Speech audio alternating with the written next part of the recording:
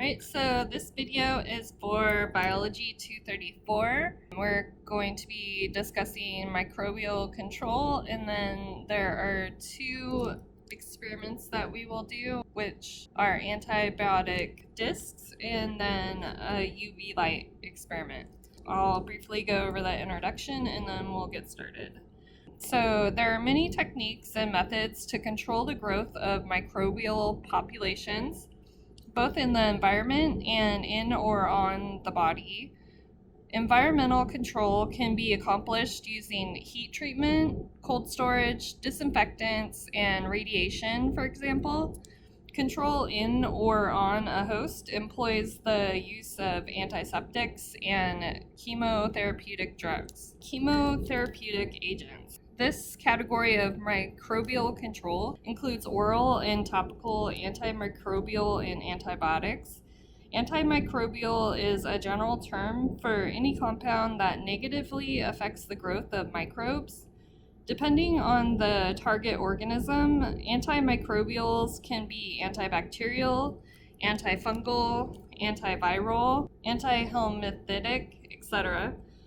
The term antibiotic has been historically reserved for those microbials produced by organisms such as fungi and bacteria. But the terms antibiotic and antimicrobial are often used interchangeably.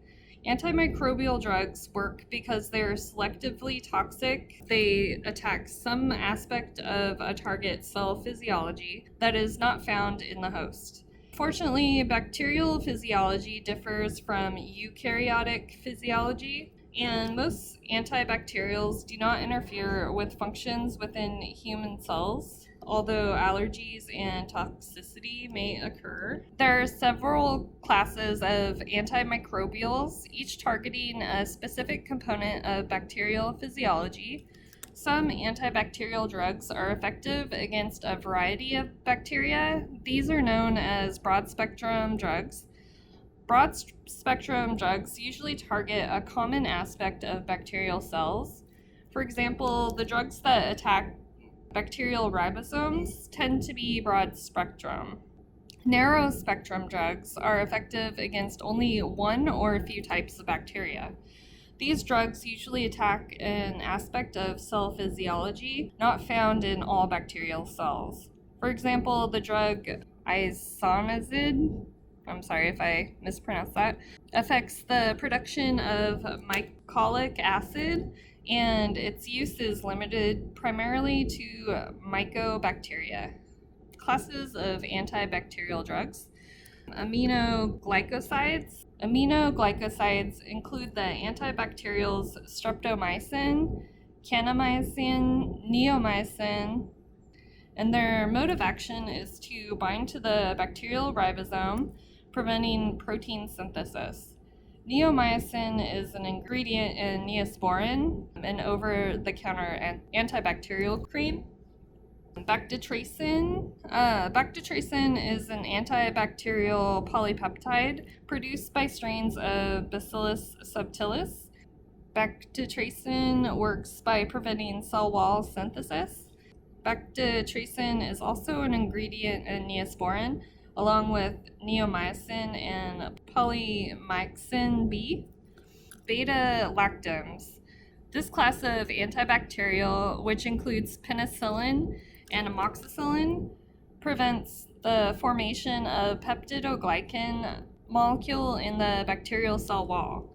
Amoxicillin is used in conjunction with clavulanic acid, a beta-lactamase inhibitor. This combination drug therapy can circumvent some resistant mechanisms. Chloraminifol disrupts protein synthesis by binding to the large ribosomal subunit. Fluoroquinols. This class of antibacterials works by binding to the enzyme DNA gyrase, preventing replication and killing bacterial cells. Ciprofloxacin is a commonly used fluoroquinolone. I'm sorry if I am butchering a lot of these words. I'm I'm trying really hard.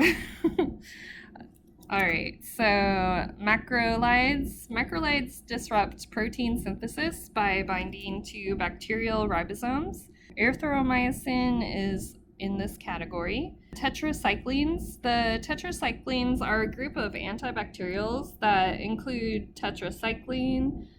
These antibiotics bind to the bacterial ribosome and interfere with the protein production. Sulfonamides and trimethoprim. These antibacterials act as competitive inhibitors of the enzymes used in the biosynthesis of folate by bacteria. These drugs are often used in combination therapy as each targets a different enzyme in the metabolic pathway.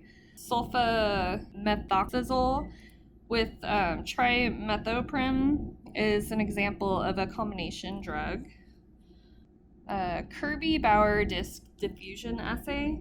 There are several ways to test the susceptibility of a given organism to a particular drug. In lab, we will use the Kirby Bauer disc diffusion assay. The Kirby Bauer disc diffusion assay uses paper discs impregnated with a known concentration of a specific antibiotic. Each disc is labeled with an abbreviation and concentration of the drug in the disc.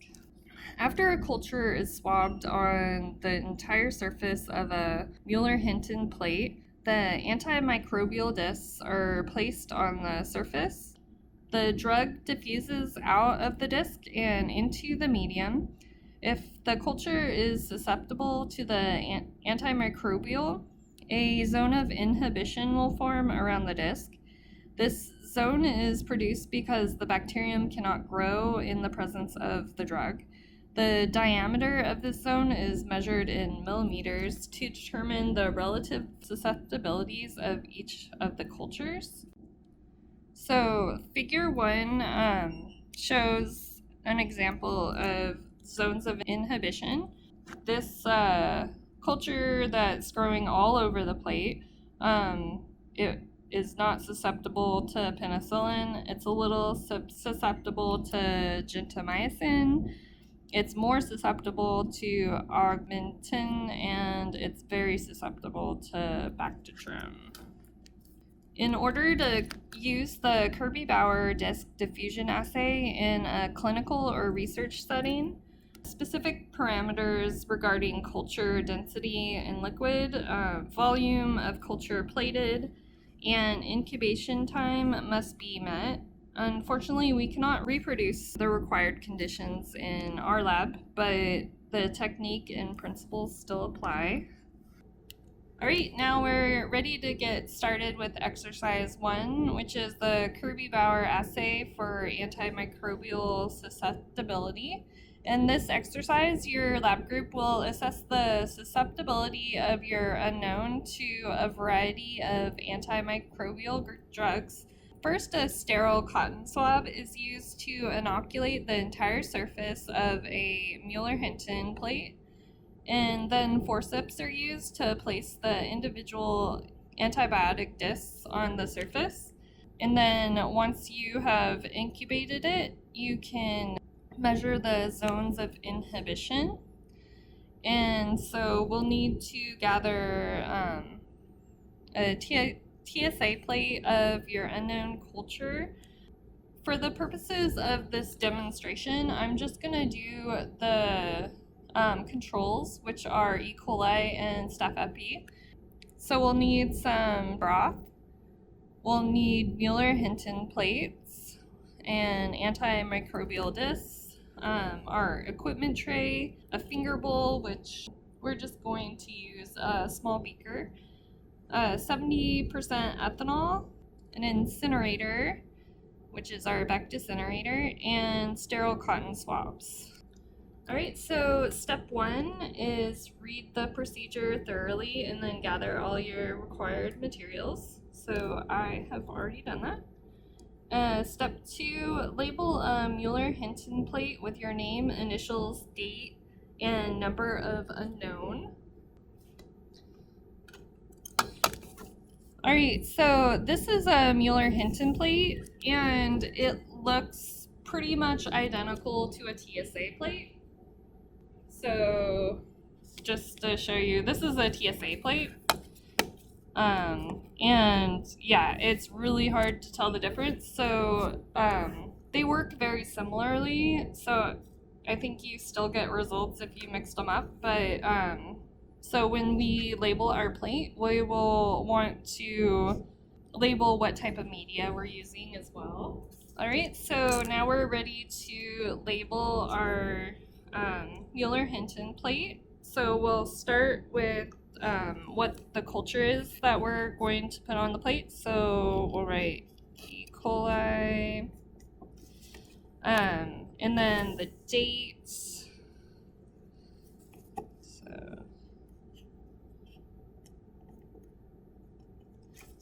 my initials,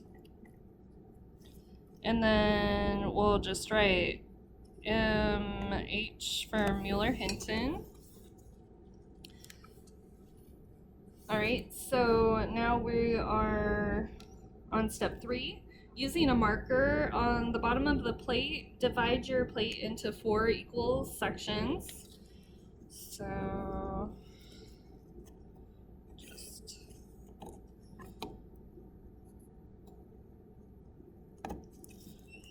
that's not quite right. There.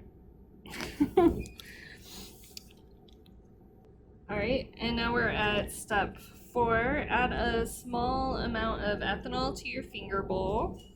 This is what I'm going to use as a finger bowl, just a small beaker, and then I'll just place some ethanol in it. So it's just a clear liquid. Use Aseptic Technique in your loop to transfer a small amount of your unknown culture from your plate to a tube of TSB.